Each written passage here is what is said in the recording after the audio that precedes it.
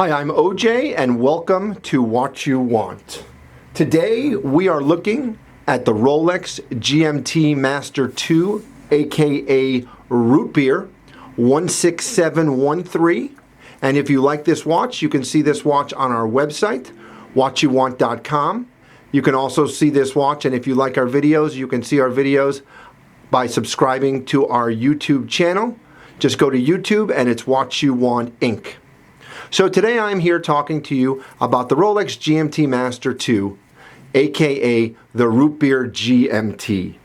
This particular model is an A series made in 1999, and what I really like about this model is that it was made for only a few production years.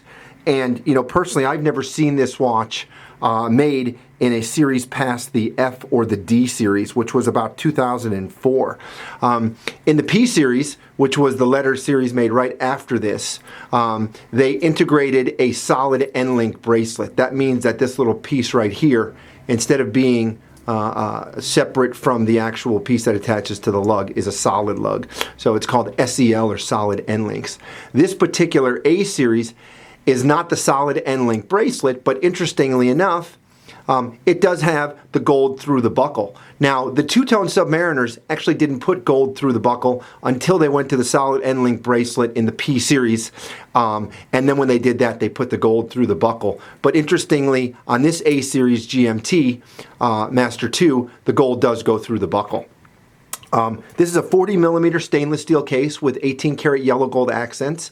It's on an Oyster bracelet, and it's got, again, that Root Beer dial. It's called, affectionately known as the Root Beer Rolex, because it features this brown dial. And the best I can compare it to is if you were sucking on a root beer candy, after about 3 minutes, that candy would take on sort of almost like a translucent color, almost orange maybe in some cases, and that sort of mimics the color of the dial on this watch. Now, if you look closely, this is what we consider a contemporary root beer dial, in that there's chrome around the hour markers, around the luminous hour markers. The earlier versions of the Root Beer GMT had what was called a Nipple Dial, which was basically, you had these circles with gold spots in the middle that sort of resembled a nipple. They didn't have a lot of luminous material, unlike this dial, which has a lot of luminous material. And again, this is probably the most contemporary of the two-tone Root Beer GMTs that were ever made. And again, what's neat about this watch is it features this two-tone bezel, this sort of brown and gold bezel that matches really neatly to this brown dial. Let's see. The two-tone Root Beer GMT was made in very limited production. And, it was made in limited production primarily because Rolex really didn't know what to do with it. They released it, and when Rolex released this watch, it was way out of their norm. Most people, when they saw this watch, they really didn't know what to think of the Root Beer GMT. It wasn't monochromatic like a two-tone black dial sub or even a two-tone blue dial sub. This brown, they just didn't know what to make of it. My instincts tell me they came out with this brown dial in response to the tropical dial, which was a phenomenon that was occurring to some of their older model Rolex Submariners, and it was a function of the chemicals that were used to coat that dial, which after being prolonged exposure to the sun and the elements would turn sort of a brown dial. And my instincts tell me that this was Rolex's sort of idea to capture maybe some of those people who love that brown dial. Again, this is my theory, and I think you'll see if you go through some of the blogs and chatter on the internet. It's a somewhat subscribed to theory. Let's see, what I love about this watch, there's really nothing in the Rolex GMT line today currently that features a brown dial. There's really nothing like it. And, when you run into a guy wearing this watch, typically he's not wearing this watch by accident. He's not wearing this watch because he just felt like wearing it. He's typically, a collector. And these watches have definitely obtained sort of a cult following status. And prized for their rarity, especially so in the later models, because you just don't see these later model contemporary dial GMTs, as I mentioned, with gold through the buckle and with the beautiful factory, brown and gold bezel with the brown dial that, hasn't seen much oxidation. I mean, this happens to be a really good specimen.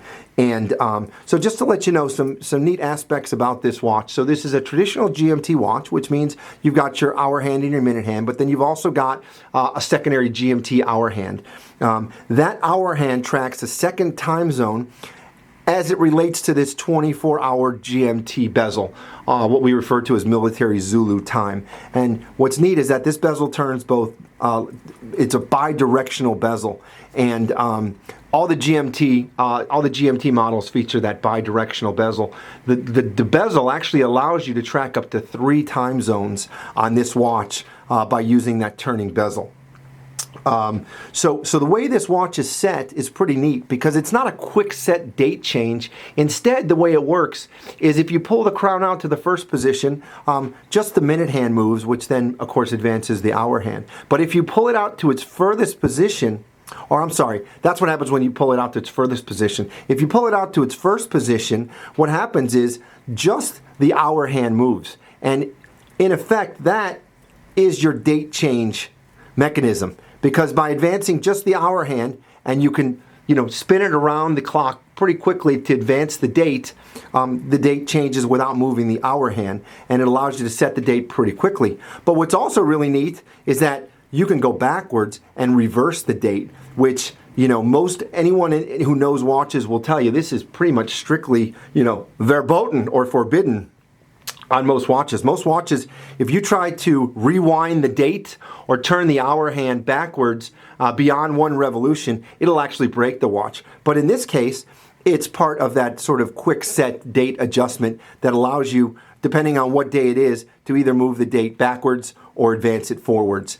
And then again, by pulling it to its furthest position, you end up moving the minute hand, which then advances the hour hand. And so a lot of people don't know how to set this watch so that you can synchronize both the time with the GMT hand. And the easiest way to do it is if you want that GMT hand to show, let's say, 1,000 hours, or let's say 1,200 hours, you would move the minute hand so that it advances the GMT hand to that 12 on the bezel. So your GMT is at 12, and what you do is you would synchronize the minute hand to be accurate to whatever time it is. So, in this case, it's 5:45, so you'd get this over here to 5:45. And then what you would do is you would just push that crown in to the first position and just advance the hour hand, which is not going to move the GMT hand or the minute hand, and voila, you have your watch set. So it's a pretty neat complication, and setting both the GMT and the regular home time is a pretty intuitive process. Pretty simple, and this is what I would consider absolutely sort of a family heirloom quality type watch. This is a watch that I can see, being worn and prized and treasured, 30 and 40 years down the road. Even more so because of its rarity, because you just don't see too many of these root beer GMTs. So I am OJ. This has been the Rolex GMT-Master 2, reference 16713 A series. If you like it, you can see it. You can take it home on watchyouwant.com, and you can subscribe to Watch You Want on YouTube for our latest watch videos. Thank you very much for your time, and as always, wear your watches in the best of health.